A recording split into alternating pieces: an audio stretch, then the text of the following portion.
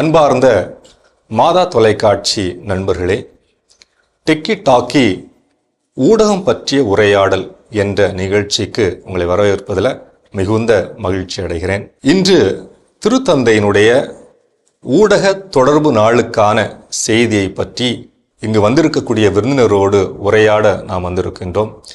இங்கு வந்திருக்கக்கூடியவங்க திரு செல்வகுமார் அவர்கள் ஐடி துறையிலையும் சினிமா துறையிலையும் 25 ஆண்டு காலத்திற்கு மேலாக முதிர்ச்சி பெற்ற ஒரு அனுபவம் பெற்ற ஒரு மனிதர். அவர் இங்கு வந்து ஏஐ பற்றி நமக்கு விளக்கமாக விரிவாக சொல்ல இருக்கிறார். அது மட்டும் இல்லாமல் பள்ளி மாணவர்கள் கல்லூரி மாணவர்களுக்கெல்லாம் சென்று அவர் ஏஐ பற்றி செயற்கை நுண்ணறிவு பற்றி விரிவான விளக்கங்களை சொல்லி வருகிறார். எனவே அவர்களை இந்த நிகழ்ச்சிக்கு மிகுந்த மகிழ்ச்சியோடு வரவேற்றுக் கொள்கிறேன். வருக சார். மிக்க மகிழ்ச்சி, அழைப்புக்கு நன்றி. இன்னும் ஒரு விருந்தினர் அந்த உரையாடலுக்காக வந்திருக்கிறாங்க. அவர்களுக்கு அறிமுகம் தேவையில்லை, ஏன்னா பல்வேறு நிகழ்ச்சிகளில் மாதா தொலைக்காட்சியில் அவர் பங்கெடுத்து கொண்டிருக்கிறார். அவர் திரு பெர்னார்டி சுவாமி அவர்கள் லயோலா கல்லூரியுடைய சமூக ஆய்வகத்தினுடைய மூத்த ஆராய்ச்சியாளராக அவர் சிறப்பாக பல ஆண்டுகள் செயல்பட்டு வருகிறார். சிந்தனையாளர், பல்வேறு பயிற்சிகளை வழங்கி வரக்கூடியவர்கள் இன்று நமது நிகழ்ச்சிக்கு வந்து ஏஐ பற்றிய ஒரு உரையாடலில் கலந்து கொள்ள வந்திருக்கிறார்கள். சார், சிறப்பான வணக்கம், வருக. தொடக்கத்தில் இந்த டெக்கி டாக்கி நிகழ்ச்சியில் எதை பற்றி நம்ம பேசலாம் அப்படின்னு சிந்திக்கிற பொழுது திருத்தந்தையினுடைய அந்த ஒரு உரையை எடுத்து நம்ம பேசலாம் அப்படின்னு நம்ம யோசித்தோம். செயற்கை நுண்ணறிவு அப்படின்னாலே நம்ம நேயர்களுக்கு அதனால் என்ன அப்படிங்கிறத நம்ம தெளிவுபடுத்துறது மிக முக்கியம் இல்லையா? ஏன்னா நம்ம நேயர்கள் சாதாரண மாணவர்கள், சாதாரண மக்கள். ஏன்னா அவர்களுக்கு எளிய முறையில் சார், நீங்கள் செல்வகுமார் சார், ஏஐனா என்ன, செயற்கை நுண்ணறிவுனா என்ன அப்படிங்கிறத எப்படி நம்ம அதை புரிஞ்சிக்கலாம்? நீங்கள் சொன்னதை முதல்ல மனசில் எடுத்துக்கிறேன். ஏன்னா மாதா டிவி நேயர்கள் எளிமையான மனிதர்கள் பார்த்து கொண்டிருக்கிற ஒரு தொலைக்காட்சி அப்படின் போது ரொம்ப டெக்னிக்கலாக எல்லாமே எளிமையாகவே சொல்ல முயற்சி பண்ணுறேன். செயற்கை நுண்ணறிவு அப்படின்னா என்னென்னு பார்க்க முன்னாடி முதல்ல அறிவு அப்படின்னா என்னென்னு பார்த்துருவோம். எல்லாமே ஒரு தேவையின் அடிப்படையில் தான் இயங்குது. இப்போ ஒரு உதாரணத்துக்கு, இப்போ நான் இந்த பேட்டிக்கு வரும்போது, இந்த உரையாடலுக்கு வரும்போது வீட்டில் உடனடியாக எனக்கு காலை உணவு தயாரிக்கப்படுது. உங்களுக்கு என்ன வேணும்? இட்லி வேணுமா? இப்போ உங்களுக்கு சப்பாத்தி வேணுமா அப்படின்னு கேட்குறான். நான் சொல்ல எனக்கு இட்லி வேணும். அப்போ உடனே மாவு வேணும் அப்படிங்க. ஸோ அப்போது ஒரு தேவை க்ரியேட் ஆகுது. இப்போ அந்த தேவை இல்லைன்னா வந்தோடனே இப்போ அந்த மாவு வேணும் உடனே எனக்கு. இப்போ என்ன பண்ணுறாங்க, உடனே கடையில் போய் வாங்கிட்டு வந்துடுங்க அப்படின்றாங்க. குறிப்பிட்ட ஒரு கடையில் சொல்கிறாங்க, இந்த கடையில் போய் இந்த மாவு வாங்க, இது சரிப்படாது அப்படிங்கிற. அப்போ அங்கே நான் போனோன்னே மாவு இருக்குது, ஆனால் அவங்க சொன்ன அந்த மாவு இல்லை அப்படின்னோடனே எனக்கு நேரம் ஆகிட்டுருக்கு. அவங்களுக்கு ஃபோன் பண்ணி இது வாங்க வேணாமெல்லாம் கேட்டால் நேரமாகன்றதால நான் அதையே வாங்கிட்டு வீட்டில் கொடுத்துட்டேன். ஸோ அப்போது ஒரு தேவை, அந்த தேவைக்கு ஒரு மாவு வேணுங்கிறத நம்ம தீர்மானித்து அதை வாங்குறதுன்றது ஒரு அறிவு. அது இருக்குது இல்லை அப்படின்னும் போது மேல் முடிவு எடுக்கிறது ஒரு நுண்ணறிவு. கரெக்ட். இது நுண்ணறிவு. இந்த அறிவை ஒரு செயலிக்கு, ஒரு கம்ப்யூட்டர் செயலிக்கு இல்லை ஒரு ஆப்புக்கு நம்ம கொடுக்குறோம் அப்படின்னு சொன்னால் அது செயற்கை நுண்ணறிவா. அப்போ நமது கடவுள் கொடுத்த ஒரு அறிவை ஒரு மிஷின் பயன்படுத்தினா எப்படி இருக்கும் அப்படின்னு புரிஞ்சுக்கலாமா? ஆமாம், ஒரு இயந்திரத்துக்கு நம்ம அறிவை அது கடத்துறோம்.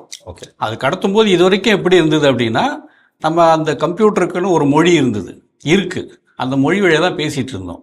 இப்போ இந்த செயற்கை நுண்ணறிவு எப்படி ஆயிடுச்சு அப்படின்னு சொன்னால், நம்ம மொழியிலே அது கூட உரையாடுறோம். தமிழில் உரையாடுறோம், மலையாளத்தில் உரையாடுறோம், கன்னடத்தில், ஃப்ரெஞ்சில், எனக்கு எந்த மொழி தெரியுமோ அந்த மொழியில் நான் அது கூட உரையாடுறேன். இதில் 2 இருக்குது செயற்கை நுண்ணறிவில். ஒன்று நேரோ ஏஐ அப்படின்னு சொல்கிறோம். அது நம்ம பல வருஷமாக நம்ம எல்லாமே பயன்படுத்திக்கிட்டு இருக்கிறது தான். அது ஒரே ஒரு வேலையை தான் செய்யும். ஃபார் எக்ஸாம்பிள், அலெக்ஸா டிவியோட டெம்பரேச்சரை குறை அப்படின்னா குறைச்சிடும். சிரி அப்படின்னு ஒன்று. ஆமாம், சிரி ஃபேனை ஆஃப் பண்ணால் ஆஃப் பண்ணிடும். அது ஃபேனை தான் ஆஃப் பண்ணும், கடைக்கு போய் மாவுலாம் வாங்காது. ஓகே, அதுக்கு அந்த ஒரு வேலை தான் தெரியும். அதை ஐஓடினையும் சொல்கிறாங்க. ஆமாம், இன்டர்நெட் ஆஃப் திங்ஸ் அப்படின்னு. எக்ஸாக்ட்லி, அதுதான். ஸோ அது குறிப்பிட்ட ஒரு வேலையை மட்டும்தான் செய்யும். அது நேரோ ஏஐ. இப்போ நம்ம பயன்படுத்திகிட்டு இருக்கிறது, இப்போ நம்ம பேச அமர்ந்திருக்கிறது ஜெனரேட்டிவ் ஏஐ அப்படின்னு சொல்கிறாங்க. அது ஒரு மனுஷன் மாதிரியே யோசிக்கும். இப்போ நான் உங்களோட பேசிகிட்டு இருக்கும்போது என் மனசு எங்கெங்கேயோ போய்ட்டுருது, பல விஷயங்கள் யோசிக்குது. அந்த மாதிரி மனிதனை போலவே இருக்கிற அடிப்படை தகவல்களை வச்சுக்கிட்டு அது தானே யோசித்து தானே செயல்படக்கூடிய ஒரு அறிவாக வந்திருக்கு. அதான் ஜெனரேட்டிவ் ஏஐ. அதை பற்றி தான் இப்போ நம்ம பேசுகிறோம். சந்தோஷம். இல்லை சார் சொன்னது நல்லா சொன்னாங்க, அருமையாக செயற்கை நுண்ணறிவு என்ன அப்படின்றதையும் அந்த நுண்ணறிவு என்னன்றதை குறிப்பிட்டு காமிச்சு. ஆனால் இதில் செயற்கை நுண்ணறிவு 2 வார்த்தை இருக்குது. அதனால் அந்த செயற்கைன்ற வார்த்தை இருக்குது. ஆமாம். அதனால் வந்து அது ஆர்டிஃபிஷியல் தான், அது ரியல் இல்லை. ரியல் இல்லை அப்படின்றப்ப வந்து நம்ம முக்கியமான தெளிவு முக்கியமான தெளிவு. அதனால் வந்து அது ஆர்டிஃபிஷியலாக தான் இருக்க வழி, அது வந்து ஒரு ரியலாக ஆகலை. இதை தான் வந்து திருத்தந்தை வந்து இந்த தொடர்பு நாளுடைய அவருடைய சுற்றுமடலில் கூட ஒரு அழுத்தத்தை வந்து திருப்பி திருப்பி கொடுத்துக்கிட்டே இருக்கார். என்னென்னா இதயத்திலிருந்து அப்படின்றார். அதாவது இந்த நுண்ணறிவு அப்படின்றது வந்து மேலே தலையில் இருக்குது, அதை வந்து நீங்கள் இதயத்தை கொண்டு வாங்க. இங்கே கொண்டு வந்தீங்கன்னா தான் நீங்கள் வந்து அது சரியா இல்லையா, எது உண்மை எது தவறு என்பதை நீங்கள் உணர முடியும் அப்படின்றத வந்து இது மூலமாக தான் அவர் சொல்ல வர்றார். அந்த விதத்தில் வந்து இந்த தொடர்பு நாளுடைய செய்தியும் நம்ம சொல்லக்கூடிய செயற்கை நுண்ணறிவையும் ஒன்றோடு ஒன்று தொடர்பு படுத்தி நம்ம பார்க்குறது நன்றாக இருக்கும்னு நினைக்கிறேன். அது நம்ம அறிவு, மனிதனுடைய அறிவு அப்படிங்கிறது நீங்கள் சொல்கிற மாதிரி ஜெனரேட்டிவ் ஒரு நாலேஜ் அப்படிங்கிறது, ஆர்டிஃபிஷியல் இன்டெலிஜென்ஸ் அப்படிங்கிறது நம்ம கடத்தப்பட்டிருந்தாலும், ஒரு மிஷினுக்குள்ளே நம்ம வந்து கோட் பண்ணியிருந்தாலும் கூட அதனுடைய டிசிஷன் அது வந்து இதயத்திலிருந்து இருக்குமா, எப்படி நம்ம மனிதனுக்கும் மிஷினுக்கும் வேறுபடுத்தி பார்க்கணும்னு இருக்கு இல்லையா. மிஷின் லேர்னிங் அப்படின்னு சொல்கிறோம், ஆனால் அதனுடைய அறிவு ஒன்று இருக்குது. அது ஒரு சில காரியங்களை அது வந்து ஜெனரேட் பண்ணி தருது. ஆனால் அது மனிதர்களைப் போல இதயத்தில் இருந்து அது ஒரு டிசிஷனை, ஒரு தீர்மானத்தை எடுக்குதா அப்படிங்கிற ஒரு குழப்பமான ஒரு கேள்வி நமக்கு வருது. அப்போ எப்படி மனிதனையும் இந்த பொறியையும் இந்த மிஷினையும் நம்ம வந்து ரெண்டும் ஒன்று தான், மனிதனை போல அந்த நுண்ணறிவு அப்படின்னு சொல்கிறது நியாயம் அப்படின்னு தெரியல எனக்கு. நீங்கள் தான் சொல்லணும். அதாவது இது வந்து இப்போ நம்ம வந்து எதனால் இதை பற்றி பேசிகிட்டு இருக்கோம் அப்படின்னா, இதயத்துலேருந்து அது ஏன் முடிவு எடுக்கணும் அப்படின்னு வந்து திருத்தந்தை சொல்லியிருக்காருன்னா, அது வேறு ஏதாவது முடிவு எடுத்துட்டா, மனித குலத்துக்கு எதிராக முடிவு எடுத்துட்டா என்ன அப்படிங்கிற ஒரு அச்சம் நமக்கு இருக்குது. ஒரு பக்கம் வியப்பு, நம்மளை மாதிரி யோசிக்குதே அப்படின்னு, இன்னொரு பக்கம் அது மேலே ஒரு அச்சம். அப்போது ஆனாலும் நமக்கு வந்து அது தேவைப்படுது. ஓகே, அப்போ தேவைப்படுதுன்னா அது எதனால் தேவைப்படுது அப்படின்னு பார்ப்போம். இப்போ ஃபார் எக்ஸாம்பிள் ஒரு குழந்தை பிறக்குது அப்படின்னு வச்சுப்போம். குழந்தை பிறக்கும்போது அம்மாவுடைய எந்த அறிவும் அதுக்கு இருக்கிறது கிடையாது. ஆனால் வளர வளர குழந்தை ஏன் அழுது அப்படின்னு அம்மா வந்து கண்டுபிடிப்பாங்க. பசிக்கு அழுதா, நோய்க்கு அழுதா அப்படின்னு. பசிக்கு அழுதா அதுக்கு உணவு தயாரித்து கொடுப்பாங்க, நோய்க்கு அழுதா மருந்து தயாரித்து கொடுப்பாங்க.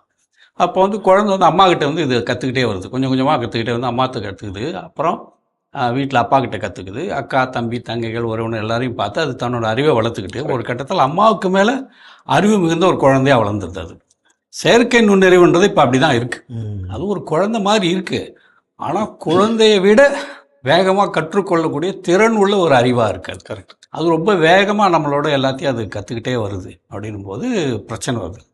சரிங்க, அப்படி வேகமாக கற்றுக்கிட்டா என்ன நமக்கு ப்ராப்ளம் அப்படி தான் நமக்கு தோணும். இதில் ஒரு ப்ராப்ளம் இருக்குது. என்ன ப்ராப்ளம் இருக்குன்னா, ஃபார் எக்ஸாம்பிள் நம்ம எல்லாருக்கும் வந்து ஒரு இலக்கு இருக்குது. இப்போ ஃபார் எக்ஸாம்பிள் சிங்கப்பூர் போகணும் அப்படின்னா அது மெயின் இலக்கு. அதில் வந்து ஒரு சப் கோல் இருக்குது. என்ன, நான் சிங்கப்பூர் போனால் ஏர்போர்ட் போகணும். அப்போது ஏர்போர்ட் போகிறதுக்கு வந்து எனக்கு வந்து ஒரு வாகன வசதி தேவைப்படுது. அப்போ நான் என்ன பண்ணுறேன், ஒரு ஆப் எடுத்துக்கிறேன். ஓகே, ஓலா இல்லை யூபர் மாதிரி ஒரு ஆப் எடுத்து அதை நான் வந்து பயன்படுத்துகிறேன். உடனே ஒரு டிரைவர் வர்றார், காரோடு வர்றாரு, என்னை கூட்டிகிட்டு போய் ஏர்போர்ட்டில் விட்டுறாரு. இதில் என்ன அப்படின்னு நமக்கு தோணலாம். கொஞ்சம் ஆழமாக யோசிச்சா என்ன ஆகுது அப்படின்னா, இப்படி ஒரு ஆப் கிட்ட போய் நம்ம சரண்டர் ஆகும்போது நம்ம வந்து கார் ஓட்டுகிற ஒரு திறனை கொஞ்சம் கொஞ்சமாக மறக்கிறோம். இங்கேருந்து ஏர்போர்ட்டுக்கு போகிற வழி என்ன அப்படிங்கிறது மறந்துடுறோம். யார் வீட்டுக்கோ நம்ம போகிறோம், அந்த வீட்டோட கதவை என்ன, தெருவோட பெயர் என்ன, இதெல்லாம் வந்து நம்ம மறந்துடுறோம். இப்படியே கொஞ்சம் கொஞ்சமாக நம்ம வந்து அந்த ஒரு ஆப்பை போய் சரண்டர் ஆகி அதுக்கிட்ட நம்ம வந்து நம்ம எல்லாத்தையும் நம்மளுடைய எல்லா திறன்களையும் வந்து பறி கொடுத்துறோம். நம்ம கடவுள் கொடுத்த அந்த அறிவை ஆமாம் சரியாக பயன்படுத்தாமல் அதை இன்னொரு ஆள் நம்ம பயன்படுத்தணும் அப்படின்னு நினைக்கிறோம். ஆமாம். ஸோ அப்போ என்ன ஆகுதுன்னா, நம்ம டோட்டலாக அது மேலே வந்து டிபெண்ட்டாக மாறும்போது நமக்கு வந்து இயற்கையாக இருக்கக்கூடிய நம்மளோட புத்திசாலித்தனம், நம்மளோட அறிவு, ஞாபக சக்தி, இது எல்லாத்தையும் வந்து இழந்துடுறோம் நம்ம. கரெக்ட். அதை ஒரு மிஷின் வந்து கெயின் பண்ணிக்குது. ஆமாம், கெயின் பண்ணிக்குது. இதுதான் இப்போ சமீபத்தில் ஒரு ஆர்டிக்கலில் ஒரு லேடி எழுதியிருந்தாங்க, நல்லா அருமையாக. நான் வந்து இதில் வந்து வேலை செய்கிறேன், இந்த மாதிரி சாஃப்ட்வேர் கம்ப்யூட்டரில் தான் நாங்கள் வேலை செய்கிறோம். ஆனால் இப்போ நாங்கள் செய்கிற வேலையெல்லாம் இப்போ ஆர்டிஃபிஷியல் இன்டெலிஜென்ஸ் எடுத்துருச்சு. அப்போ என்னுடைய வேலை வந்து வீட்டில் இப்போ சமைக்கிறது, துவைக்கிறது, கழுவுறது, வீட்டை கூட்டுறது, இது வந்து அது செய்யலை. ஆனால் நான் செஞ்சுட்டு இருந்த அந்த வேலையெல்லாம், எனக்கு சம்பளம் கொடுத்த அந்த வேலையெல்லாம் அது எடுத்துக்கிச்சு அப்படின்னு சொல்லிட்டு அதை குறிப்பிட்டு அவங்க எழுதியிருந்தாங்க. அப்படி இருக்கிறப்ப இன்றைக்கி வந்து அந்த டெக்னாலஜி ரிலேட்டட் ஒர்க்ஸ் எல்லாத்தையும் இன்றைக்கி ஆர்டிஃபிஷியல் இன்டெலிஜென்ஸ் எடுத்துக்கிச்சுன்னா, அப்போ நம்மளுக்கு வந்து அந்த மேனுவல் லேபர் அப்படின்ற சொல்ல மட்டும்தான், ஏன்னா அது மட்டும்தான் அது செய்யலை, அப்போ அது மட்டும்தான் இருக்கும் போல் இருக்கு. ஆமாம். அதே போல் நீங்கள் நல்ல அருமையாக குறிப்பிட்டு சொன்னீங்க, எப்படி வந்து அந்த ஆப்ஸுக்கு நம்ம சரண்டர் ஆகிடணும்னு. அதே போல் இப்போ ஜிபிஎஸ் போட்டு தான் இப்போ எல்லாருமே ஆட்டோ இவங்க எல்லாருமே ஓட்டுறாங்க. நம்ம ரெகுலராக போயிட்டு வர்றப்ப நம்மளுக்கு ரூட்டு நல்லா தெரியுது, இந்த ரூட்டில் போனால் சரியாக போயிடுவோம். ஆனால் அவர் அதை கேட்க மாட்டேங்கிறார். சார் எங்களுக்கு ஜிபிஎஸ் இதான் சார் சொல்லுது, நாங்கள் இதில் தான் போகிறோன்ட்டாங்க. அதனால் இந்த ஆப் மூலமாக பாருங்கள், நம்மளுடைய என்னென்ன நாலேஜ் நம்ம இது வரைக்கும் கெயின் பண்ணி வச்சுருந்தோமோ அது ஒன்று செயலற்று போய்விடுகின்றது அல்லது மறக்கடிக்கப்படுகின்றது. எக்ஸாக்ட்லி. இந்த சமீபத்தில் G7 உச்சி மாநாடு அப்படின்னு இத்தாலியில் அது நடந்துச்சு. அதில் திருத்தந்தை அழகான ஒரு விடயத்தை சொல்கிறார். என்ன சொல்கிறாருன்னா, தொடக்கத்தில் கல்காலத்தில் மனுஷன் வந்து கல்லை ஒரு கருவியாக பயன்படுத்தினான். 2 விஷயத்துக்கு பயன்படுத்தியிருப்பான். ஒன்று வந்து யாரையாவது கொலை செய்வதற்காக இருக்கலாம், காயப்படுத்துவதற்காக இருக்கலாம், இல்லை ஆக்கப்பூர்வமான சில காரியங்களை வேலைகளை செய்வதற்கு அவன் பயன்படுத்தியிருக்கலாம். அந்த 2 விஷயத்திற்கு தான் அவன் பயன்படுத்தினான். இதை சொல்லிட்டு அவர் சொல்கிறாரு, இந்த 2 விதத்துலையும் மனிதனுக்கு வந்து அதன் மீது ஆளுமை இருந்தது, கண்ட்ரோல் இருந்துச்சு. அந்த கல் மீது அவனுக்கு கண்ட்ரோல் இருந்துச்சு. ஒன்று பண்படுத்தலாம், இல்லை அது வந்து காயப்படுத்தலாம் அப்படிங்கிற ஒரு தன்மை இருந்துச்சு. இன்னைக்கு ஏஐ அப்படிங்கிற ஒரு கல், ஒரு ஆயுதம் ஒன்று நம்மகிட்ட இருக்குது.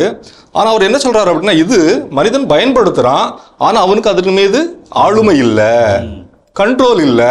அப்படிங்கிற பொழுது அது நமக்காக நமது வேலைகளை செய்கிற போது நல்லதுதான். ஆனால் நம்மை மீறி செல்கிற பொழுது அதை கண்ட்ரோல் பண்ணக்கூடிய, ஆளுமை செலுத்தக்கூடிய தன்மை மனிதனுக்கு இருக்குதா அப்படிங்கிற ஒரு கேள்வியை அவர் கேட்டிருக்கிறார். உண்மைதான். செயற்கை நுண்ணறிவை வந்து நம்ம வந்து கண்ட்ரோல் பண்ண முடியாத ஒரு சிச்சுவேஷன் வரக்கூடிய அபாயம் இருக்குது. ஏன்னா இப்போ நம்ம வந்து இப்போ 2024 இருக்கோம். அப்படியே டவுன் த லைன் 10 இயர்ஸ் பின்னாடி போய் நம்ம பார்த்தோன்னா இப்படி ஒரு செயற்கை நுண்ணறிவு ஒன்று வரும் அப்படின்னு நம்ம வந்து கற்பனை கூட பண்ணலை. ஓகே. ஆனால் அது மனிதனை போலவே மனித மொழியை கற்றுக்கொண்டு நம்மளோட உரையாடி நம்ம செய்யக்கூடிய எல்லா வேலையும் செய்யக்கூடிய ஒரு அறிவு வந்து இப்போ வந்துருச்சு. இது 10 வருஷத்தில் இப்போ நடந்திருக்கு. இப்போ அப்படியே ஃபார்வர்ட் போகிறோம் வச்சுக்கோங்க. 24 to 34 போனால் என்ன ஆகும் நீங்கள் கற்பனை பண்ணிங்கன்னா உண்மையிலே ரொம்ப ஒரு பயமான ஒரு அச்சம் பூட்டக்கூடிய ஒரு செயற்கை நுண்ணறிவோட வளர்ச்சி இருக்கும். இப்போது வந்த புதுசில் GPT-3. ஓகே. இப்போது அதில் வந்து சில குறைபாடுகள்லாம் இருந்தது. இப்போ GPT-4 வந்துச்சு. எல்லாத்தையும் கழிஞ்சு நம்ம எக்ஸாம் எழுதுனா நம்மளோட பவர்ஃபுல்லாக எக்ஸாம் எழுது, கிராண்ட் மாஸ்டர் கூட விளையாடி அவர் வந்து ஜெயிக்குது, படம் வரையுது, திரைப்படங்களை உருவாக்கி தருது, இன்னும் என்னென்னவோ செய்யுது GPT-4. அடுத்து வரக்கூடிய வெர்ஷன், இன்னும் 10 இயர்ஸில் வரக்கூடிய வெர்ஷன் வந்து இதுக்கு மேலே எங்கேயோ இருக்கும். இப்பயே வந்து என்ன ஆயிடுச்சு அப்படின்னு சொன்னால், நீங்கள்லாம் இப்போ நம்மலாம் பேசுகிற மாதிரி வந்து நம்மளோட அடிப்படை அறிவை சென்சஸை வந்து எழுந்துக்கிட்டே வரும். இப்போ உடல் ரீதியாக கூட இது மாறும். பாருங்க, ஒரு சின்ன கற்பனை இப்படி பண்ணலாம். ஆரம்பத்தில் நம்மளுடைய கை விரல்கள் எப்படி இருந்தது, இப்போ இப்படி இருக்குது. ஆனால் இன்னும் ஒரு 15-20 வருஷம் கழிச்சு நம்மளுடைய விரல்கள் வந்து இப்படி ஆகக்கூடிய வாய்ப்பு இருக்குது. ஏன் அப்படின்னா, இப்போ வந்து நம்ம மொபைல் ஃபோனை யூஸ் பண்ணுறோம், இதில் ஏதோ ஒரு தொடுத்தரையை யூஸ் பண்ணிகிட்டே இருக்கோம். அப்படி பண்ணும்போது 5 விரல்களை பயன்படுத்தி எழுதிட்டு இருந்த அந்த காலம் போயிட்டு இப்போ ஒன்று இப்படி ஸ்வைப் பண்ணுறான். அப்போது இந்த 5 விரல்கள் இந்த ஒரு விரல் மட்டும்தான் எனக்கு வந்து பயன்பட்டுக்கிட்டே இருக்குது. இந்த 3 விரல் சும்மா இப்படி இருக்குது. சும்மாவே இப்படி இருந்தால் ஒட்டிக்க ஒரு காலத்தில்.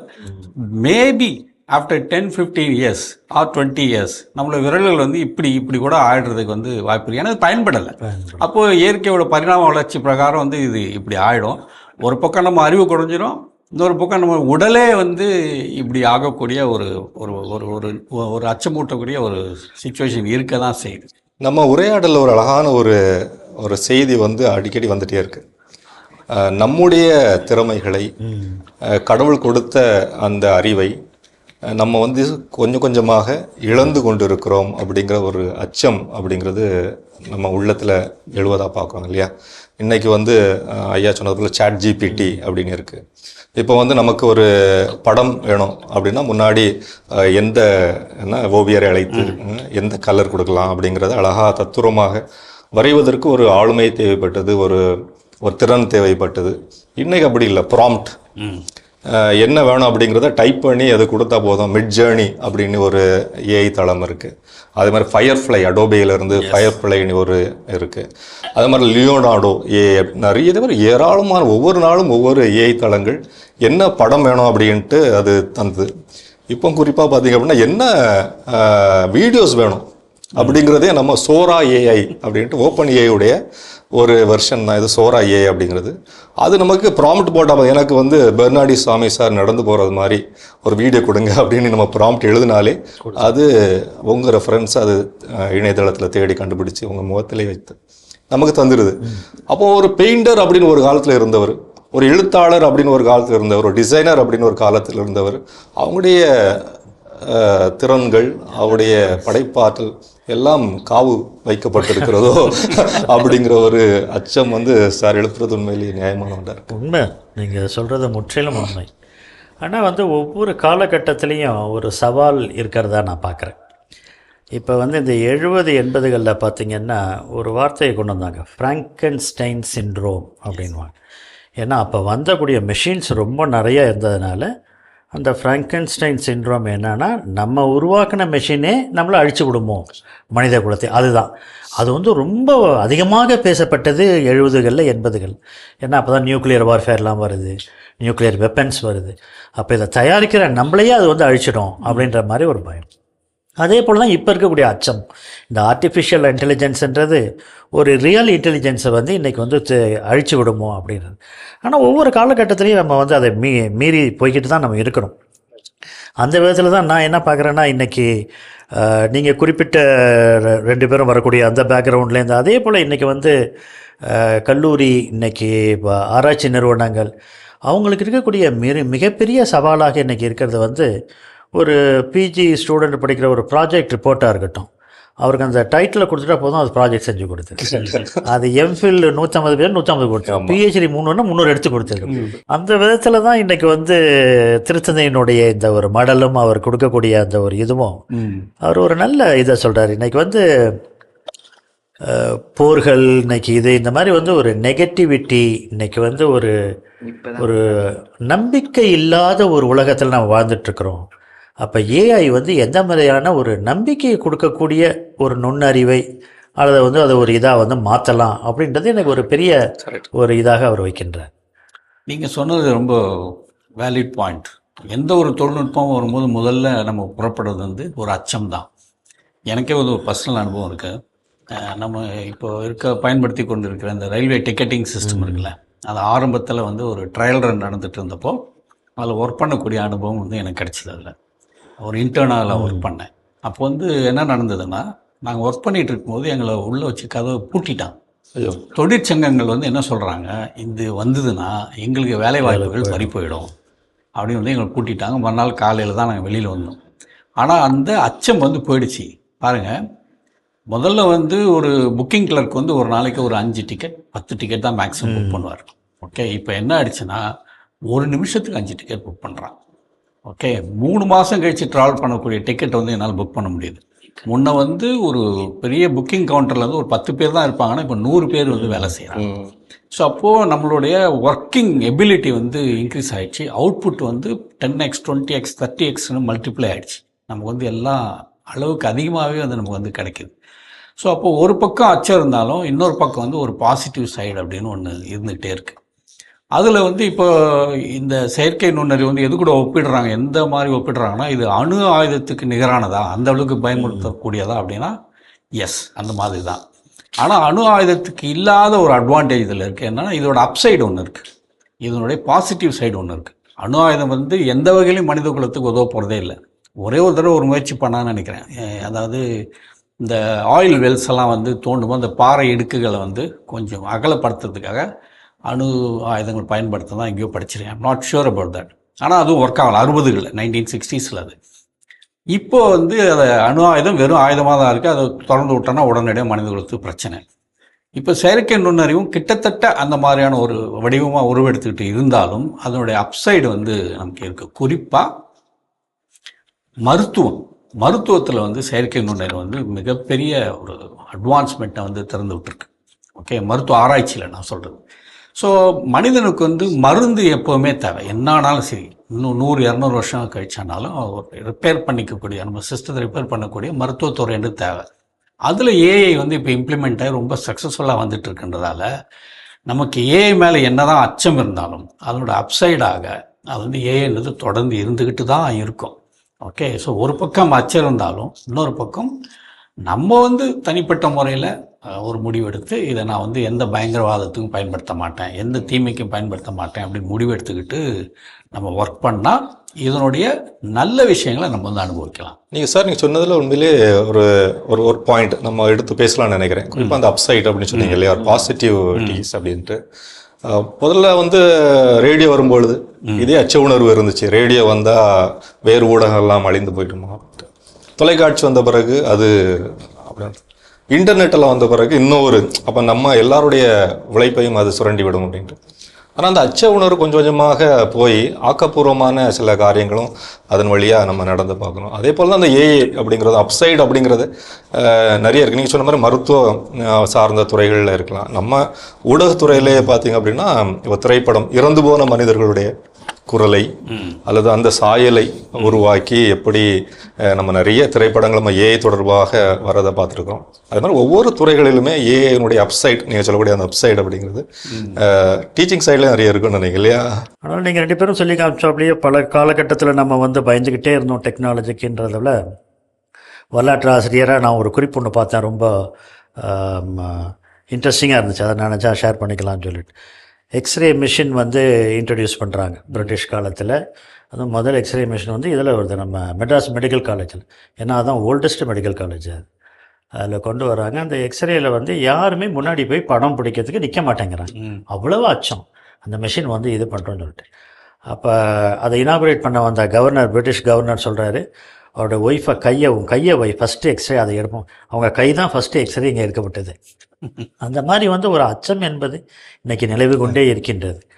ஆனால் இதில் தான் வந்து இன்றைக்கி திருத்தந்தை இதில் சொல்லக்கூடிய ஒரு அருமையான கருத்து என்னன்னா, இந்த யூசஸ், மிஸ்யூசஸ், அப்யூசஸ் ஆஃப் ஏஐ பற்றி உலக நாடுகள் பேசி புரிந்துணர்வு ஒப்பந்தங்களை இப்போலேருந்தே அவங்க போட ஆரம்பிச்சிட்டாங்கன்னா இந்த அன்கன்ட்ரோலபிள் ஏஐயை இன்னும் கொஞ்சம் கண்ட்ரோலபுளாக கொண்டு வரலாம். நாடுகளுக்கிடையே வந்து ஒரு ஒப்பந்தங்கள், இந்த ஏஐயை நம்ம எவ்வளோ தூரம் பயன்படுத்த போகிறோம், எவ்வளோ தூரம் பயன்படுத்த வேண்டாம், அதை எவ்வளோ தூரத்துக்கு வந்து மனிதனுடைய இதை வந்து ஒருங்கிணைக்கக்கூடியதாக இருக்கும், மக்களை ஒருங்கிணைக்கக்கூடியதாக இருக்கும் என்பதை வந்து அவர் குறிப்பிட்டு சொல்கிறார். அதே போல் வந்து இந்த ஏஐலாம் வந்து இன்றைக்கி வார்ஸ் எல்லாம் பற்றி இன்றைக்கி நிறைய ஒரு பயமுறுத்தலை கொடுத்துருக்கின்றன. ஏஐயே வந்து இஸ் வெரி த்ரெட்டனிங். அந்த த்ரெட்டனிங்கிற வார்த்தையே வந்து திருத்தந்தை சொல்கிறாரு, நல்லதில்லை. இதிலேருந்து இளைஞர்களை வந்து நம்ம வந்து ஒரு நம்பகத்தன்மை இல்லாத ஒரு உலகை நோக்கி போகிறோம் என்பதிலிருந்து அவர்களை வந்து விடுவிக்க வேண்டும் என்பதை தெள்ள தெளிவாக சொல்லுகின்றார். இதில் வந்து சார் திருத்தந்தையினுடைய அந்த செய்தி குறிப்பாக வந்து இந்த 58வது உலக தொடரும் நாளுக்கான செய்தியாக இருக்கலாம், சமீபத்தில் உள்ள அந்த G7 உச்சி மாநாட்டில் இருக்கலாம், அவருடைய செய்தி மிக தெளிவான ஒரு மையத்தை வந்து நமக்கு கொண்டிருக்கு. என்ன அப்படின்னா, குறிப்பாக மனிதன் அப்படின்னாலே வந்து அவனுடைய இயல்பிலேயே அவன் வந்து வளரணும் அப்படின்னு நினைக்கிறான். அந்த தொடக்க கால டெம்ப்டேஷன் அப்படிங்கிறார் திருத்தந்தை. ஃபர்ஸ்ட் டெம்ப்டேஷன் மாதிரி தொடக்க கால டெம்ப்டேஷன் அப்படின்னா, தொடக்கத்தில் அந்த நம்ம ஆதாம் ஏவாளுடைய அந்த ஒரு தொடக்க நூல் 3ஆம் அதிகாரத்தில் இந்த கனியை உண்டால் அவன் கடவுளை போல் இருப்பான். மனிதன் எப்போவுமே அந்த ஒரு வளர்ச்சி, ஒரு முதிர்ச்சி, கடவுளை போல் இருக்கணும் அப்படிங்கிற ஒரு தொடக்க நிலை சோதனை அப்படிங்கிறது இயல்பாகவே அவன்கிட்ட இருக்குது. அதுதான் அவனை வந்து அடுத்த என்ன அப்படிங்கிறத தூண்டி எழுப்புது. அதே மாதிரி தொடக்க நூல் 11 இந்த பாபேல் கோபுரம் அப்படின்னு இருக்கு. நான் வந்து உச்சி வரை, அதாவது கடவுள் இருப்பிடத்தை வரை தொடுகின்ற ஒரு கோபுரத்தை நான் கட்டி எழுப்புவேன் அப்படிங்கிற மாதிரி அது இயல்பாகவே அதில் இருக்குது அப்படிங்கிற மனிதனுடைய தன்மையிலேயே அது தொடக்க கால டெம்ப்டேஷன் வந்து அந்த நம்ம உள்ளத்திலே இருக்குது. அது it's tempting as what next அப்படிங்கிறது. ஆனால் அது வளர்ச்சி அப்படின்னா மனிதன் முழுமையான மனிதனை நோக்கி, அதுதான் அவருடைய மடலுடைய மையமாக இருக்கு. டுவர்ட்ஸ் ஃபுல் ஹியூமன் ப்ரெசன்ஸ் அப்படிங்கிறது ஒரு சமூக ஊடகம் பற்றிய ஒரு செய்தியிலையும் அவர் அப்படி சொல்லியிருந்தார். அப்போ ஒரு முழுமையான மனிதனை, ஃபுல்லி ஹியூமன் அப்படிங்கிறது தான் அவர் சொல்கிறார். ஆனால் மனுஷன் எப்படி நினைக்கிறான்னா, நம்ம கடவுளை போல் என்னைக்கு மாற முடியும் அப்படின்னு நினைக்கும் பொழுது தான் நம்ம பேசக்கூடிய அந்த பாதகங்கள் அப்படின்னு நிறைய இருக்குது. நிறைய பாதகங்களை பற்றி நம்ம கொஞ்சம் பேசலாம் இல்லையா, அனுபவங்கள்ல இருந்து. இது ரொம்ப பியூட்டிஃபுல்லான தொடக்க கால டெம்டேஷன் ரொம்ப ஒரு முக்கியமான விஷயம் நினைக்கிறேன். ஏன்னா இந்த டெம்டேஷன் எல்லாத்துக்கும் அடிப்படை. சோதனை டெம்டேஷன் தான் எல்லாத்துக்கும் அடிப்படை. ஸோ டெம்டேஷனை எப்படி குறைச்சிக்கிறது? ஒரு மனுஷன் நான் குறைச்சிக்கலாம், எல்லாரையும் வச்சுக்க முடியுமானா அது முடியாது. ஸோ மனிதகுலம் இருக்கிற வரைக்கும் இந்த டெம்டேஷன் என்பது வந்து இருக்கத்தான் போகுது. அப்போது இந்த விஷயங்கள் எல்லாமே தொடரதான் போகுது. ஏன்னா இந்த இதயம் அப்படின்றதுல இந்த அவருடைய இதே வந்து எதில் இந்த 2022 ஒரு சுற்றுமடல் கொடுக்குறாருங்க சார். அதில் அவர் என்ன சொல்கிறாருன்னா, காதுகளை நம்முடைய இதயத்தில் வைத்து கேட்போம் அப்படின்றதான் 2022 மாடலுடைய தீம். 23 வந்து இதயத்திலேருந்து பேசுவோம். இப்போ 24 என்ன சொல்கிறாரு, ஆர்டிஃபிஷியல் இன்டெலிஜென்ஸ் இந்த ஹியூமன் ஹார்ட் அப்படின்னு தான் சொல்கிறார். அப்போ வந்து ஒரு 3 ஆண்டுகளாக அவர் சொல்கிறதெல்லாம் வந்து இங்கே தான் இரக்கம் இருக்குது, இங்கே தான் மனித மதிப்பீடுகள் இருக்குது, இங்கே தான் உண்மை இருக்குது. அதான் ஃபுல்லி ஹியூமன், அதான் முழு மனிதன். ஆமாம், இந்த ஃபுல்லி ஹியூமன் ஃபுல்லி அலைவை வந்து நீ இங்கேருந்து இங்கே கொண்டு வந்து பாருங்கள், இங்கே இருக்கிறத வந்து இங்கே கொண்டு வந்து பார்த்தீங்கன்னா உங்களுக்கு வந்து தெரிஞ்சிடும் தேவையா இல்லையா. அந்த காலத்துலாம் எங்களுக்கு ஸ்கூல்லலாம் வந்து ஒரு பாடம் ஒன்று இருக்கும், எத்திக்ஸ் கிளாஸ் தான் சொல்லுவோம். அதில் வந்து கான்ஷியன்ஸ் பற்றி சொல்லிக் கொடுப்பான், மனசாட்சி அப்படின்னு சொல்லிட்டு சொல்லிக் கொடுப்பான். அந்த மனசாட்சி வந்து அதான் வந்து தேர்ட் ஐ அப்படின்வாங்க, 3வது கண். அது உங்களை பார்த்து கொண்டே இருக்கின்றது. அதை நீங்கள் தப்பு செய்யும்போது தப்புன்றது சொல்லணும். அதை நீங்கள் கேட்குறீங்களா, உங்கள் மனசாட்சிக்கு நீங்கள் இடம் கொடுக்குறீங்களா?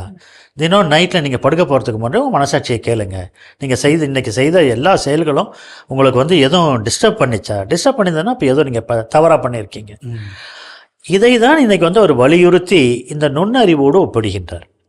இந்த நுண்ணறிவு இருக்கிறப்ப அவர் என்ன சொல்கிறாருன்னா, ஹார்ட்டை இதை பொறுத்த வரைக்கும் அவர் பார்க்குறப்ப இன்றைக்கி வந்து இந்த ஒரு இரக்கம், இந்த அன்பு, இதெல்லாம் வந்து நுண்ணறிவு கொடுக்காது. அது வந்து ஹியூமன்ஸ் தான் கொடுக்க முடியும்.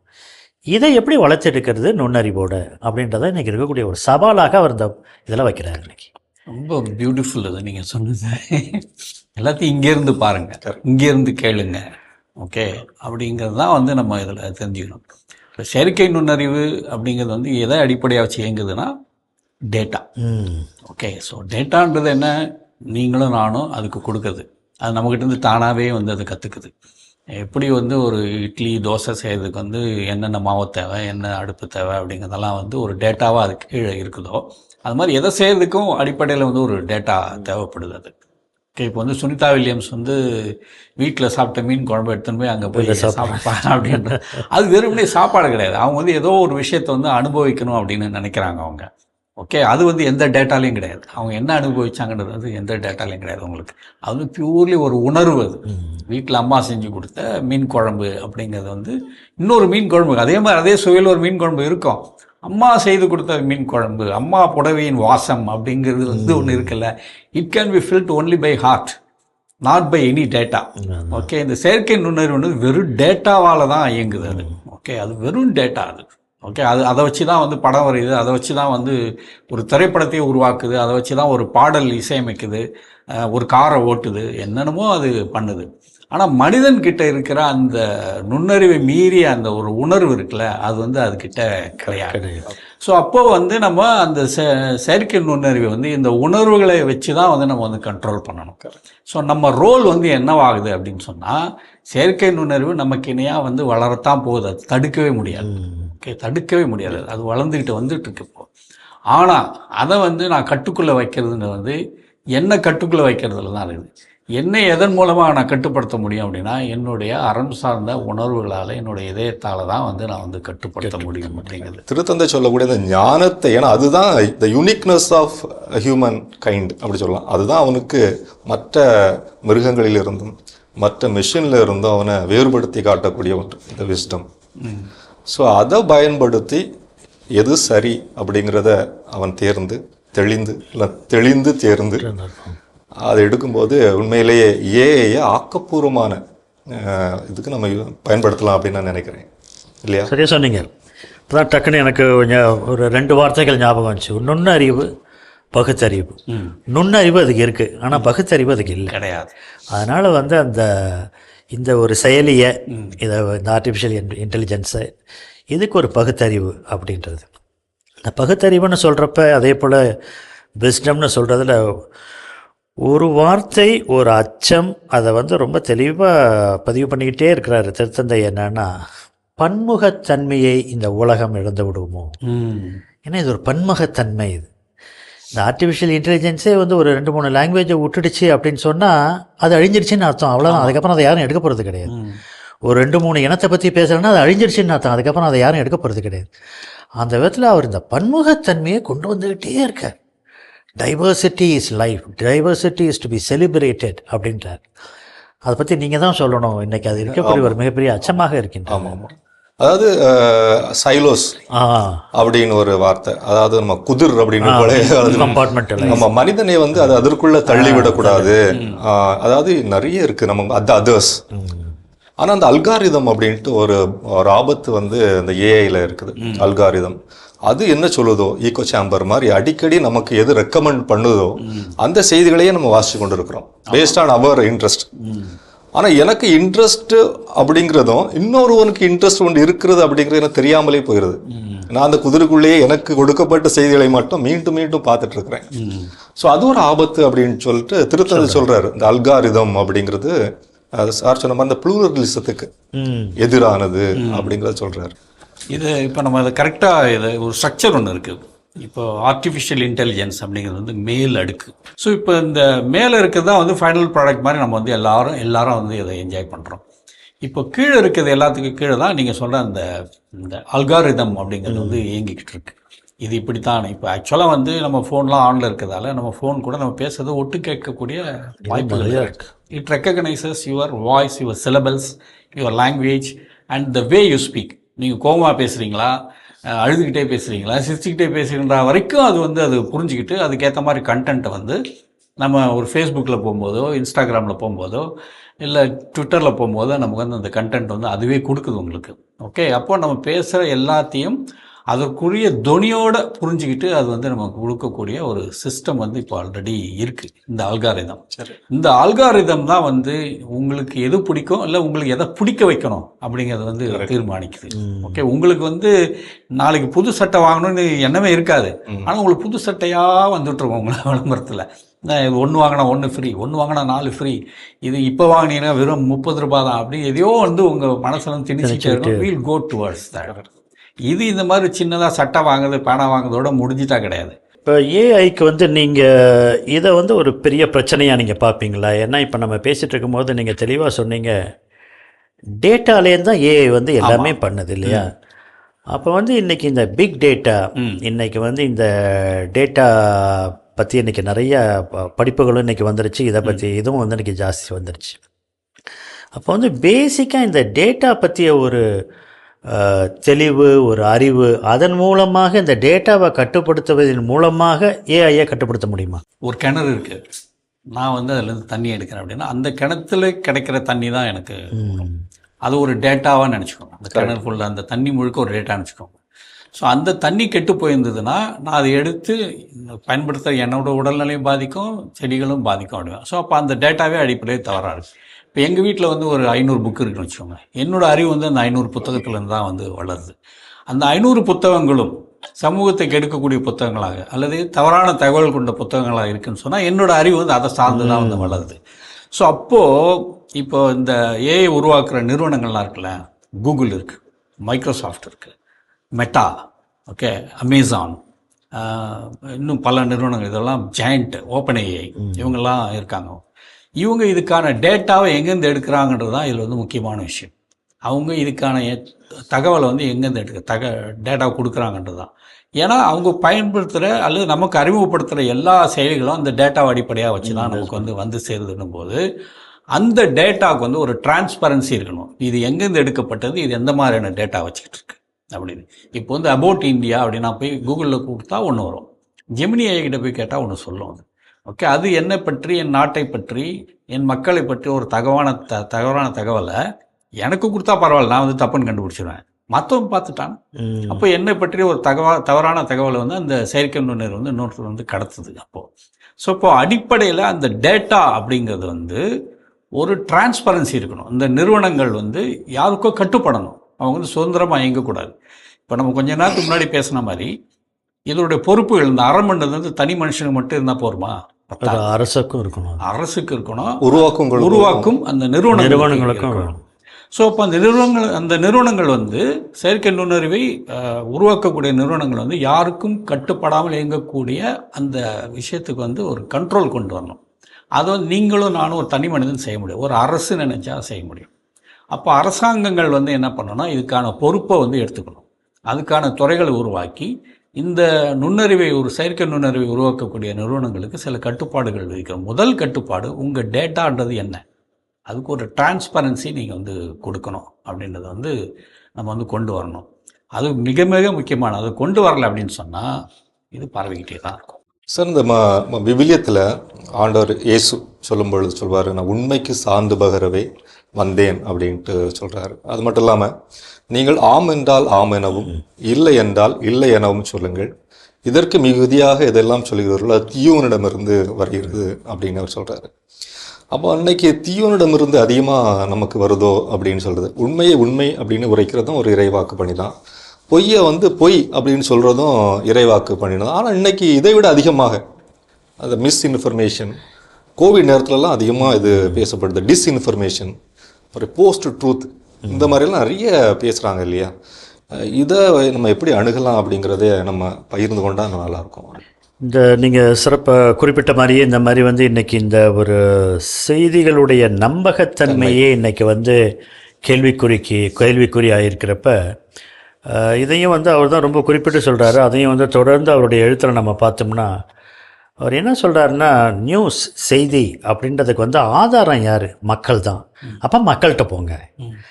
அப்போ வந்து போர் எங்கே நடக்குதோ அங்கே போய் பாருங்கள். அந்த போர் நடக்கிறப்ப ஏற்படுற விளைவுகளை அந்த குழந்தைகள், அந்த பெண்கள், அதை பார்த்தா தான் உங்களுக்கு அதனுடைய விளைவு என்னன்னு தெரியும். அப்படி அந்த விளைவுகளை பற்றி எழுதின ஜேர்னலிஸ்ட்லாம் கூட கொல்லப்பட்டிருக்கிறார்கள் அப்படின்னு சொல்லிட்டு அதையும் சொல்கிறார். சொல்லிவிட்டு அப்போ வந்து நீங்கள் இதெல்லாம் பார்த்தீங்கன்னா தான் ஒரு உண்மையான உங்களுக்கு வந்து ஒரு செய்தி கிடைக்கும். மற்றபடி வந்து இன்றைக்கி போரை பற்றியோ இன்றைக்கி நீங்கள் கிடைக்கிற செய்தி வந்து ஒருதலை பட்சமான செய்தியாக இருக்கின்றது. அந்த செய்தி வந்து உண்மையான செய்தியாக இருக்க வேண்டும் என்றால் நீங்கள் ஃபீல்டுக்கு போகணும், அந்த இடத்துக்கு போகணும், அங்கே கிடைக்கிற செய்தி தான். அப்படின்னா அவர் என்ன சொல்கிறாருன்னா, சோர்ஸ் ஆஃப் நியூஸ் வந்து பீப்புள், ஒரு செய்திக்கு ஆதாரம் மக்கள்.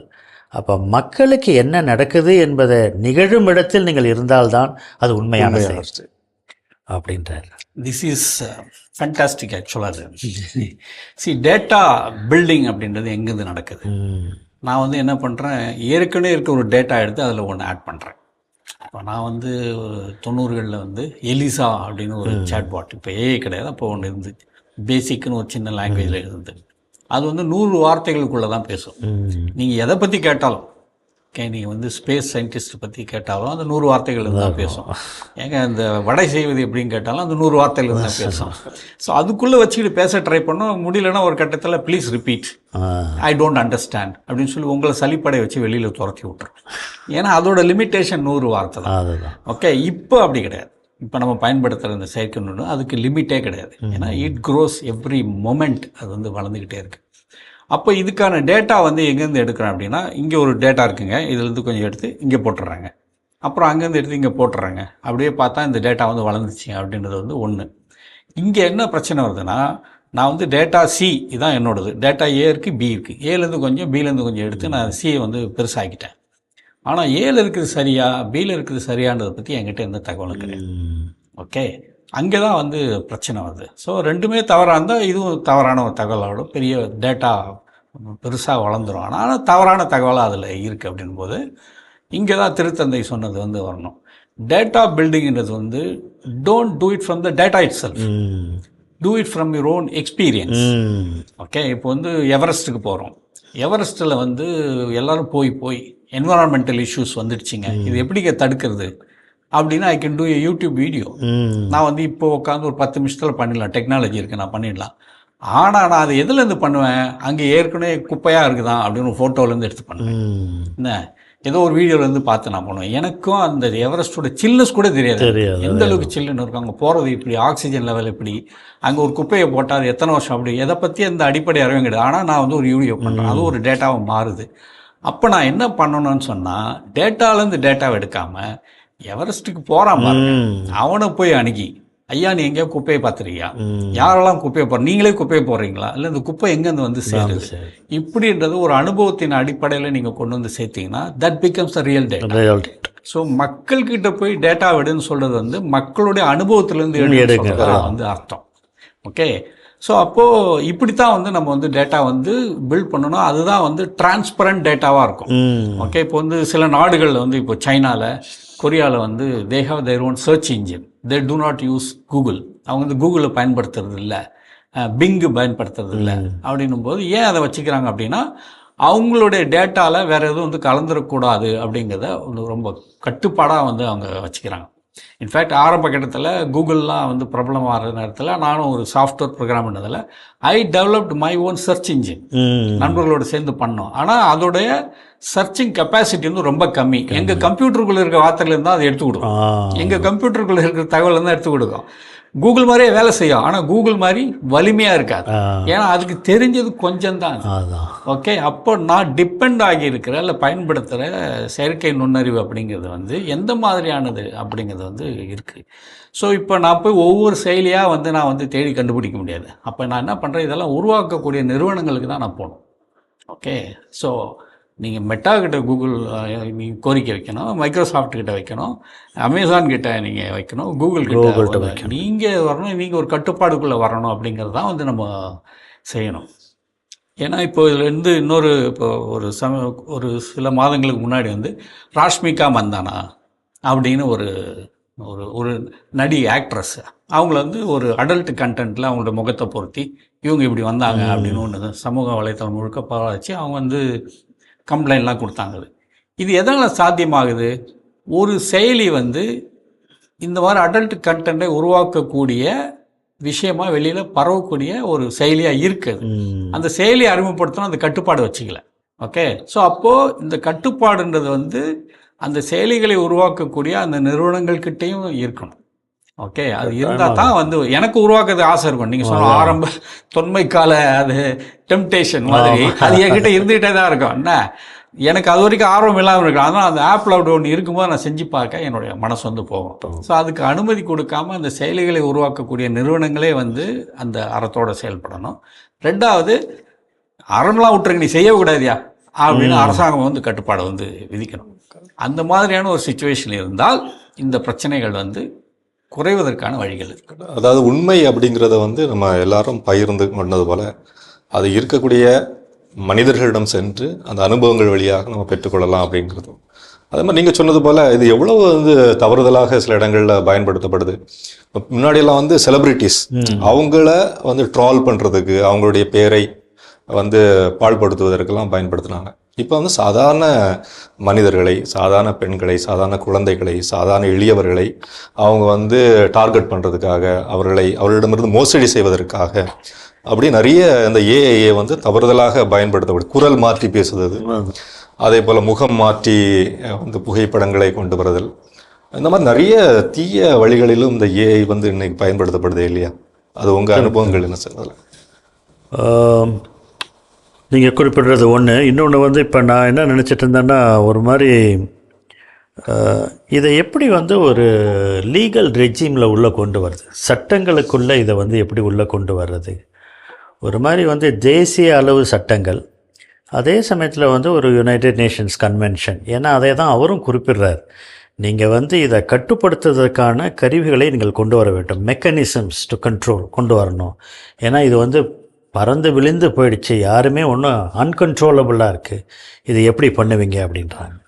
அப்போ அந்த விதத்தில் வந்து ஒரு மாதிரி வந்து ஒரு நேஷ்னல் லாஸ், நம்மளுக்கு வந்து தேசிய அளவில் சட்டங்களும், அதே சமயத்தில் வந்து சர்வதேச அளவில் இதுக்கான வந்து ஒரு கன்வென்ஷனோ ஒரு ஏதோ ஒன்று இருந்தால் தான் இதனுடைய தவறான போக்கை தடுத்து நிறுத்துவதற்கான வாய்ப்புகள் இருக்கும்னு சொல்லிட்டு நான் நினைக்கிறேன். அதை எப்படி நீங்கள் பார்க்குறீங்கன்னு சொல்லிட்டு. அதாவது சார் சொன்ன மாதிரி ஒரு டேட்டா பில்டிங் அப்படின்னு ஒன்று இருக்குது சார். அதாவது நம்ம எங்கே இருந்து இந்த தரவுகளை கட்டமைப்பது அப்படிங்கிறது ஒன்று இருக்குது. ஏன்னா அதுதான் உண்மை அப்படின்னு சொல்லிட்டு நம்ம முன்னாடி வந்து நிற்கும். இன்னொன்று ஒன்று இருக்குது, டேட்டா ஸ்டோரேஜ் அப்படின்னு ஒன்று இருக்குது. எங்கே ஒருவருடைய டேட்டாவை நம்ம சேமித்து வைக்கிறோம் அப்படின்னு இருக்குல்ல. இன்றைக்கி நம்ம வந்து நம்முடைய சர்வர்ஸ் அப்படி சொல்கிறோம். ஏன்னா சர்வர்ஸ்லேருந்து தான் வருது. ஒரு லோக்கலில் நம்ம ஒரு சர்வர் வைக்கிறோம், நம்ம இந்தியாவில் இந்திய தரவுகளை ஒரு சர்வராக நம்ம வைக்கிறோம். அதனால் யாரும் அதை வந்து களவு செய்வதற்கு வாய்ப்பு இல்லாமல் இருக்கலாம்.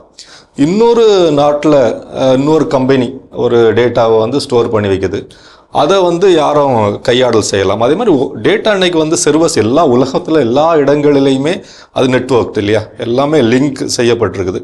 அப்போ எனக்கான தரவுகள்னு ஒன்று இருக்குது இல்லையா, அது எங்கேயாவது ஒரு ஸ்டோரேஜில் ஒரு சர்வரில் அது வந்து தரவுகள் வைக்கப்பட்டிருக்குது.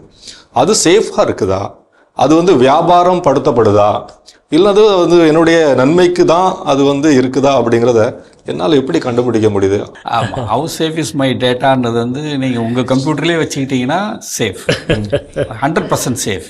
If it is connected with internet, இன்டர்நெட்டோ லேனோ ஒரு கம்ப்யூட்டர் இணைக்கிறீங்கன்னும் போதே வந்து நீங்கள் வந்து அதை ஒரு கேட்டை திறந்துட்டீங்கன்னு தான் அர்த்தம். ஓகே, ஸோ அதனால் it is not safe. So இப்போ இன்றைக்கி இருக்கிற எல்லா டேட்டாவுமே வந்து க்ளவுட் டெக்னாலஜி என்று சொல்லக்கூடிய ஏதோ ஒரு சர்வரில் இருக்குது. அந்த சர்வர் வந்து எந்த நாட்டில் இருக்குன்னு கூட நமக்கு தெரியாது. நீங்கள் இப்போ பயன்படுத்துகிற கூகுள் மின்னஞ்சல்கள், நீங்கள் சொல்கின்ற படங்களை உருவாக்கக்கூடிய செயற்கை நுண்ணறிவு செயலிகள், இதெல்லாமே க்ளவுடில் எங்கேயோ இருக்குது. நீங்கள் செய்ய அது அங்கே தான் நடக்குது. அந்த வேலைகள் அங்கேயே தான் சேவ் ஆகுது. வேணும்னா தான் நீங்கள் கம்ப்யூட்டரில் டவுன்லோட் பண்ணிக்கிறீங்க. அவுட்புட்டை மட்டும்தான் நீங்கள் உங்கள் கம்ப்யூட்டரில் வச்சுக்கிறீங்க. மற்றபடி இதோடைய ப்ராசஸ், இதோட அவுட்புட் எல்லாமே முதல்ல அங்கே தான் சேமிக்கப்படுது. அதுக்கப்புறம் தான் நம்ம இறக்கிக்கிறோம். இது ஒரு தனி மனிதனுக்கு பெரிய பிரச்சனை கிடையாது. ஓகே, நான் வந்து என்ன மிஞ்சி போச்சேன், நான் இமெயிலில் நான் என்ன பண்ண போகிறேன், ஒரு ஆஃபீஸ்க்கு ஒரு மெயில் அனுப்புவேன், அப்புறம் ஃபேமிலி மெம்பர்ஸுக்கு விசாரிச்சு எதுவும் அனுப்புவோம், நண்பர்கள் அனுப்புவோம், அவ்வளோதான் இருக்கும் இல்லை. ஆனால் ஒரு அரசு, ஒரு மிகப்பெரிய நிறுவனம், அவங்களுடைய எல்லா சீக்ரெட்டையும் வந்து நீங்கள் வந்து ஒரு க்ளவுடில் வைக்க போகிறீங்க அப்படின்னு சொன்னால் இது வந்து பத்திரம் அபத்திரம் ரெண்டும் சேர்ந்து தான் அதில் இருக்கும். ஓகே, அதுக்கான விஷயங்களை வந்து நம்ம வந்து தொடர்ந்து செஞ்சுக்கிட்டு தான் இருக்கணும். அதுக்கான சாவி யார் கையில் கொடுக்குறதுன்றது வந்து நீங்கள் யாரையும் நம்பி கொடுத்துதானே ஆகணும். நீங்கள் ஓகே, நீங்கள் ஒரு வெப்சைட் உருவாக்குனாலும் சரி, ஒரு மிகப்பெரிய போர்ட்டல் உருவாக்குனாலும் சரி, நீங்கள் எதை செஞ்சாலும் நீங்கள் வந்து இதுக்கான சாவியை யார்கிட்ட வந்து வாங்க போகிறீங்க, அவர் டூப்ளிகேட் சாவி வச்சு தான் இருப்பான். ஓகே, அது என்ன தான் என்கிரிப்டட் அப்படின்னு சொன்னாலும் அதை திறக்க முடியும், பார்க்க முடியுன்றதான் வந்து இருக்குது. ஏன்னா இன்றைக்கி வந்து எத்திக்கல் ஹேக்கிங்கிறது வந்து ரொம்ப அங்கீகரிக்கப்பட்ட ஒரு படிப்பாக மாறிடுச்சு. ஸோ நான் வந்து ஒரு செயலியை நான் அறிமுகப்படுத்துகிறேன், இல்லை ஒரு வெப்சைட்டை நான் வந்து அறிமுகப்படுத்துகிறேன், இல்லை ஏதோ ஒரு டேட்டா வந்து நான் வந்து சேகரித்து வச்சுருக்கேன் அப்படின்னா முதல்ல அதை ப்ரீச் பண்ணி உள்ளே போய் எப்படி பார்க்குறது அப்படின்றத வந்து எத்திக்கல் ஹேக்கர்ஸ் கையில் கொடுக்குறாங்க. அவன் டெஸ்ட் பண்ணி, சார் நான் இவ்வளோ ட்ரை பண்ணிட்டேன், இது உள்ளே போக முடியல சார், ஹேக் பண்ண முடியல சார் அப்படின்னு தான் மார்க்கெட்டுக்கே வருது. ஓகே, இப்போ மார்க்கெட்டுக்கு வந்து உண்மையிலேயே ஹேக்கர் இருப்பான்ல, அவன் வந்து திறக்கிறான். ஓகே, அப்போ புதுசாக திரும்பி இந்த ஹேக்கர்கிட்ட போகிறான், அவன் எப்படியோ ஓப்பன் பண்ணிட்டான், எங்கேயோ ஒரு ஓட்டை இருக்கு, நீ சரி பண்ணு அப்படிங்கிறாங்க. ஓகே, அந்த மாதிரி ஓட்டைகள் தான் அந்த ஓப்பன் ஏஐயில் இருந்ததாக ஒரு குற்றச்சாட்டு வந்தது. இப்போ ரீசெண்டாக எலன் மஸ்க் வந்து ஒரு தமிழ் படத்தோட ஒரு போஸ்டர் எடுத்து ஒரு மீம்ஸ் ஒன்று போட்டார். அது வந்து என்னென்னா, ஆப்பிள் நிறுவனம் வந்து ஓப்பன் ஏஐ நிறுவனத்தோட ஒரு டைஅப்க்கு போகிறாங்க அப்படின்னு ஒரு செய்தி வந்தது. வந்த உடனே இவர் வந்து ஒரு மீம்ஸ் வந்து போட்டார். நீங்கள் வந்து அவங்களோட டைப் வச்சிங்கன்னா எலன் மஸ்க் நிறுவனத்துக்குள்ளே யாருமே ஆப்பிள் டிவைசஸ் எடுத்துகிட்டு போக முடியாது அப்படின்னு நான் ஒரு ரூல் போடுவேன். ஏன்னா ஓப்பன் ஏஐன்றது வந்து ஓட்டைகள் நிறைந்த பாதுகாப்பு குறைபாடுகள் உள்ள ஒரு செயலி. நீ அவனோட டைப் வச்சேன்னா உன்னோட ப்ராடக்ட் அப்படி மாறுது. அந்த ப்ராடக்ட் என் ஆஃபீஸ்க்குள்ளே வந்தால் என் ஆஃபீஸில் இருக்கிறத நீ களவாடுறதுக்கு நானே வழி கொடுத்த மாதிரி ஆகிடும் அப்படின்னு வந்து அவர் சொல்கிறார். ஸோ அதனால் முதல்ல நம்ம டிஸ்கஸ் பண்ண மாதிரி experiment for security is very important. ஒரு சைடு டேட்டா பில்டிங், இன்னொன்று வந்து அதை எப்படி பாதுகாக்கிறது அப்படிங்கிறது ரொம்ப இம்பார்ட்டன்ட். ஒரு பக்கம் சட்டங்கள் யா. திருத்தந்தையினுடைய அந்த அழகான ஒரு செய்தியில் என்ன சொல்கிறார் அப்படின்னா, அதாவது இதுக்கு முன்னாடி உள்ள 2023 சமூக ஊடகம் பற்றிய ஒரு செய்தி அவர் சொல்லியிருந்தார். அப்போ என்ன சொல்கிறாருன்னா, நீங்கள் வந்து ஊடகத்தை, சமூக ஊடகத்தை அல்லது எந்த ஒரு ஊடகம் இருந்தாலும் ஒரு டூலாக நம்ம இதுவரைக்கும் பார்த்துட்டோம். It's not a tool, it's a space அப்படிங்கிறார். எ ப்ராமிஸ்டு லேண்ட். அதை நீங்கள் வந்து உங்களுடைய தன்மையினால், அதாவது இதயம் சொல்கிறோம்ல, இதய தன்மையினால் அதை மனிதமாக்குங்கள். அதை வந்து அந்த புளிப்பு மாவு மாதிரி அதான். அதை புளிப்பேற்றுங்கள், அதை வந்து உப்பு போல அதை வந்து உப்பு சுவை உள்ளதாக மாற்றுங்கள் அப்படிங்கிற அந்த தளத்தை. ஸோ டேட்டா பண்படும் போது அந்த டேட்டா அப்படிங்கிற அந்த ஒரு தரவு என்ன சொல்லலாம், அதை ஒரு தரவுகள் அது பண்படும் பொழுது உண்மையிலே ஏஐயும் ஒரு காலப்போக்கில் பண்பட்டு மாறுவதற்கான வாய்ப்பு இருக்குன்னு நினைக்கிறேன் நான். இதில் ஒரே ஒரு கேள்வி ஒன்று வந்து அவருமே அதை கேள்வியை எழுப்புறாரு. இந்த தடவை தான் முதல் தடவையே ஒரு சுற்றுமண்டலை எழுதிட்டு அதுக்கு கீழே சில கேள்விகளையும் வைக்கிறார். அந்த கேள்விகளில் ஒரு கேள்வி அவரே வைக்கிறாரு. ஏன்னா இதுக்கு முன்னாடி 2018 அதை குறிப்பிட்டிருந்தார், ஃபேக் நியூஸ் அப்படின்னு சொல்லிட்டு சொன்னார். இப்போ இந்த டேட்டாலேயே good data, bad data, ugly data கூட இருக்கலாம், அதுக்கு வரல. ஆனால் வந்து எல்லா டேட்டாவும் இருக்குது. இதை நீங்கள் எப்படி இப்போ நீங்கள் வந்து இது கிளாஸிஃபை பண்ணுவீங்க? இதை நீங்கள் வந்து எப்படி பார்ப்பீங்க? அதே போல் யார் நம்மளுக்கு சொல்ல போகிறா இந்த டேட்டா எல்லாத்தையும் கையாளுறப்ப இது சரி, இது தவறு, இது உண்மையான டேட்டா, இது உண்மை இல்லாத டேட்டா அப்படின்ற ஒரு கேள்வியும் அதை வச்சு அதை அறநெறி சார்பில் கண்ணோட்டத்தில் நம்ம எப்படி பார்க்கணும் அப்படின்றதையும் சொல்லிக்கிட்டார். இதில் என்ன நீங்கள் சொல்கிறது முக்கியமான பாயிண்ட் என்னென்னா, டேட்டா ஒரு செயற்கை நுண்ணறிவு டேட்டாவை கொடுக்கறதுங்கிறது ஒரு செயல். ஓகே, அப்படி கொடுக்கும்போது வந்து அது என்ன ஆயிடுச்சுன்னா, முன்ன வந்து ரொம்ப மேனுவலாக இருந்தது, நான் இதுதான் அப்படின்னு வெரிஃபை பண்ணி கொடுக்குதாது. இப்போ என்ன பண்ணிடுச்சுன்னா அதையே லேர்னிங் மோடு கொண்டு வந்துட்டோம். அதுவே எடுக்குது டேட்டா, அதுவே நம்மகிட்ட இருந்து மெஷின் லேர்னிங் அப்படி. ஆமாம், அந்த லேர்னிங் மோடுக்கு வந்துருச்சு. அதுதான் வந்து இதில் இருக்கக்கூடிய சிக்கல். ஓகே, இப்போ இதை வந்து ஓப்பன் ஏஐ மேலே அந்த குற்றச்சாட்டை வைக்கிறாங்க. அவங்க வந்து இந்த டேட்டா வந்து சரி பார்க்காம முதல்ல வேகமாக அறிமுகப்படுத்திட்டாங்க. ஐ ஹர்ட் முதல்ல செயற்கை நுண்ணறிவில் அட்வான்ஸ்மெண்ட்டில் இருந்தது வந்து கூகுள் நிறுவனம் தான். ஆனால் அவங்க பேரலாக வந்து என்ன செஞ்சிட்டு இருந்தாங்கன்னா, ஒருவேளை இதில் டேட்டா பிரீச் இதுக்குள்ளே யாராவது போயிட்டாங்கன்னா, இது தவறான தகவலை கொடுத்துட்டா அது ஏதாவது பாதிப்பை ஏற்படுத்துகிற என்ன பண்ணுறது அப்படின்றதுக்காக செக்யூரிட்டி எக்ஸ்பெரிமெண்ட்ஸ் வந்து கூடவே பண்ணிக்கிட்டு வந்தாங்க. அதை பண்ணிக்கிட்டே வந்தாங்க. அதனால தான் வந்து செயற்கை நுண்ணறிவை அறிமுகப்படுத்துறதுக்கு அவங்க வந்து கொஞ்சம் தள்ளி போட்டுக்கிட்டே வந்தாங்க. ஸோ இந்த செக்யூரிட்டி எக்ஸ்பெரிமெண்ட்டை முடிச்சுட்டு இதை அறிமுகப்படுத்தலான்னு இருக்கும்போது ஓப்பன் ஏஐ முந்திக்கிட்டு அவங்க வந்து அறிமுகப்படுத்துகிறாங்க. அவங்க அதுக்கான அந்த செக்யூரிட்டி எக்ஸ்பெரிமெண்ட்டை வந்து பண்ணாமையே அறிமுகப்படுத்திடுறாங்க. பல ஓட்டைகளோடு வந்து அது அறிமுகமாகுது. இப்போ என்ன ஆயிடுச்சுன்னா, இது திரும்ப வியாபாரமாக நீங்கள் பார்க்கணும். திடீர்னு ஓப்பன் ஏஐன்னு ஒரு நிறுவனம் வந்து கூகுளோட முந்த பார்க்குது அப்படின்னு கூகுளை வேறு வழி இல்லாமல் அவங்களுடைய செயற்கை நுண்ணறிவை அறிமுகப்படுத்துகிறாங்க. இப்போ மைக்ரோசாஃப்ட் அவங்களும் உடனே வராங்க, அமேசான் அவன் அறிமுகப்படுத்துறாங்க, மெட்டா அறிமுகப்படுத்துறாங்க. இப்போ என்ன ஆயிடுச்சுன்னா, எல்லாரும் பாதுகாப்பை விட்டுட்டு ரேஸில் யார் முந்துறது அப்படின்னு வந்து நின்றுட்டாங்க.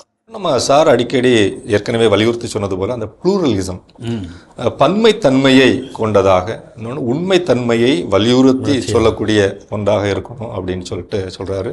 அது மாதிரி தனிப்பட்ட தாண்மையை எந்த இடத்துலையும் அடமானம் வைத்து விடாம அதை பிரதிபலிக்கக்கூடிய ஒன்றாக அது இருக்கணும் அப்படிங்கிறத அழகாக சொல்றாரு. அந்த கடிதங்கள் வாசிக்கும் பொழுதே இருக்குது. அதனால நேயர்கள் வந்து என்ன செய்யலாம் அப்படின்னா, அந்த செய்தியை இணையதளத்தில் சென்று கூட 58வது உலக தொடர்பு நாளுக்கான திருத்தந்தையினுடைய செய்தி அப்படிங்கிறத எடுத்து வாசித்து இன்னும் அதற்கான அறிவையும் ஆக்கத்தையும் ஊக்கத்தையும் பெறலாம் அப்படின்னு நினைக்கிறேன். இந்த நாளுக்கான நிறைவு நேரம் வந்துவிட்டது அப்படின்னு நினைக்கிறேன். மிக அழகாக ஏஐனா என்ன, அதனுடைய சாதகங்கள், பாதகங்கள், அவனுடைய பிரச்சனைகள், அவனுடைய எதிர்காலம் எப்படி இருக்குது அப்படிங்கிறதெல்லாம் நம்ம பேசி கடைசியாக இதயத்தின் ஞானத்தை கொண்டு நம்ம அந்த ஏஐயை அணுகிற பொழுது, அதனுடைய பயன்பாட்டை அணுகிற பொழுது மனித குலம் தளிர்விடும், அது முன்னேறும் அப்படிங்கிறத நம்ம பேசியிருக்கிறோம்.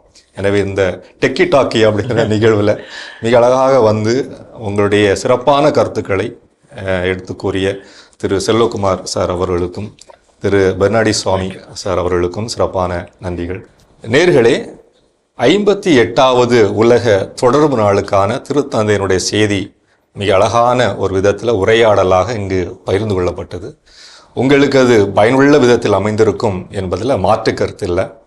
தொடர்ந்து இந்த டெக்கி டாக்கி அப்படிங்கிற நிகழ்ச்சியில் ஊடகம் பற்றிய உரையாடலை தொடர்ந்து பாருங்கள். அதை பற்றிய செய்திகளை கேட்டு தெரிந்து கொள்வோம். நாம் திருத்தந்தை நமக்கு வலியுறுத்தி சொல்வது போல மனித தன்மை கொண்ட ஊடகங்களாக, நடமாடும் ஊடகங்களாக, மனிதத்தன்மை கொண்ட நடமாடும் ஊடகங்களாக நம்மையே மாற்றிக்கொள்கிற பொழுது நம்மை சுற்றி இருக்கக்கூடிய ஊடகங்களும் மனிதத்தன்மை கொண்டு இருக்கும் என்பதில் மாற்று கருத்து இல்லை. நன்றி.